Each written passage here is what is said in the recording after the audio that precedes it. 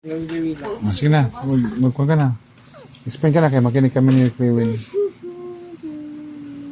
Ano, kayo no? Ikaw po pasaw. Start. How can a young man keep his way pure? Start, kasi paminaw. Maganda pa yung pag-explain ni Brian. Ay, kaglibin lang. Clear man.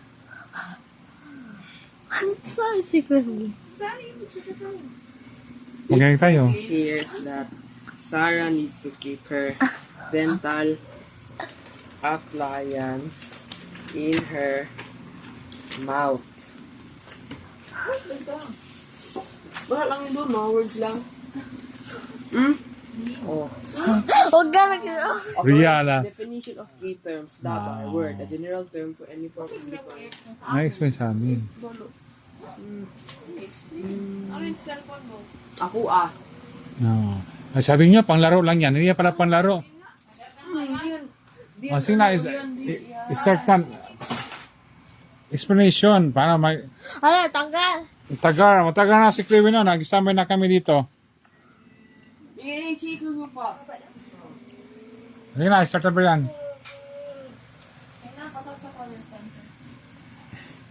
Puno. Nalupat na si Krewin, kaya wala na kayo nagsabi. No, sige na, let's start. Basic lang naman, ano? Oh, basic lang yan. Sige, start na. Mamaya natin mag-comment kung mag-umana si Kuya. Akani, ako po nag-ahimo. Oh, back to zero. Back one. Si start. Huwag mo na ma-interrupt, ha? A young man keep his way pure. It says here that Sarah needs to keep her dental appliance in her mouth. And Sarah is like a young man to this verse. And that she is inexperienced to gain wisdom or be able to judge future consequences of present actions. Kasi ala, kayo may kasabot English yan eh. Okay. Sige. And that the young needs a guide to life good. And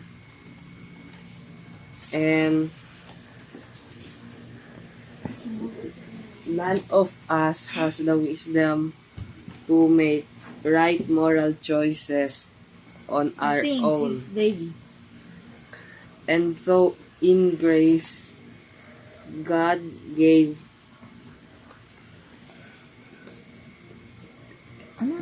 us His word to live by.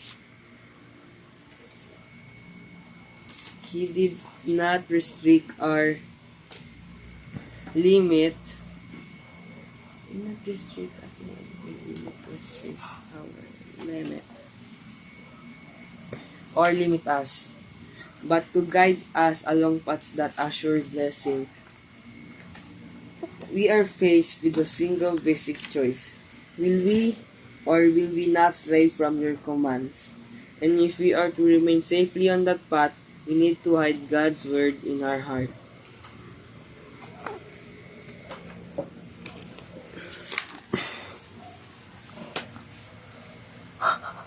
Kalawin sa kanya.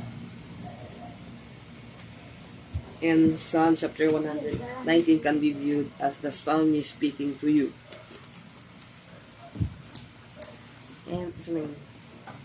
And me as Sarah's mom, and I speak to her.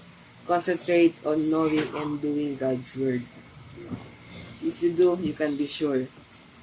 And it says, turn my heart toward your statutes, and not toward selfish gain. Turn my eyes away from worthless things. Renew my life according to your word. And I have kept my feet away from evil path. Okay na. Wow! Ano naintindihan mo, Brian? Yun na sinabi ko. Oh, sige, ano pa? Paki-explain sa on your own word. Yung hindi nagbabasa, ano naintindihan mo lang?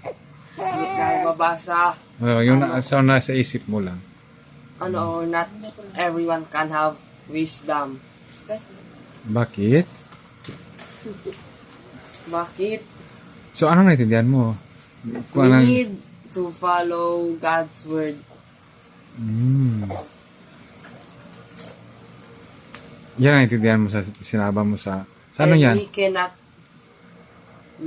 we cannot judge our future consequences. Bakit mo nasabi yan? Na hindi tayo makadya sa consequences sa future. Kinakinig kami ni Claywen. Ayusin mo. Oh, bakit hindi tayo makasabi na sa future hindi tayo makadjudge sa consequences? Bakit mo nasabi yon? Anong naintindihan mo sa sinabi mo na ganun ka nakaka-conclude?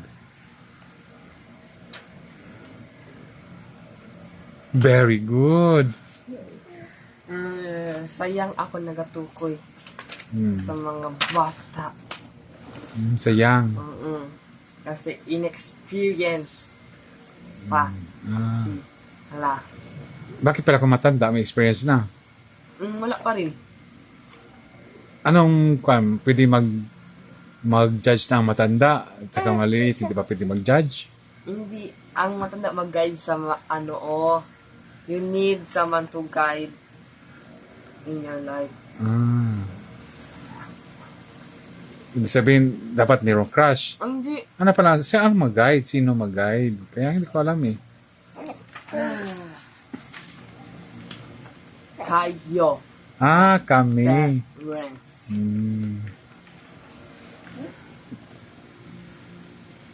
Basta yun, natindihan niya. Hindi yan Wala mali. kayo nakinig.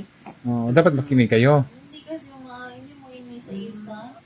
Isa-isahin mo daw. Paano? Limutan ako. Limot ka na. So, yun ang nasabi mo. Very good. Oo. Ano masasabi mo, Kuya Bibi Claywin, sa sinabi ni Kuya? Mag-guide daw siya sa iyo kasi ikaw, Bibi, si Kuya malaki na. Hindi ka gusto? Bakit? Bakit ayaw mo? Ikaw mag-guide kay Kuya. Ikaw pala mag-guide. Kaya bakit si Kuya pala? Ano pala nangyari kay Kuya Brian?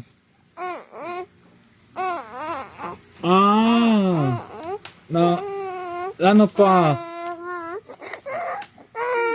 Lungon. Hindi mo rin nag-gets.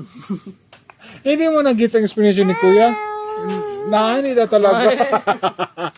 Okay na. Hindi mo nag-gets. Bukas si Raynel.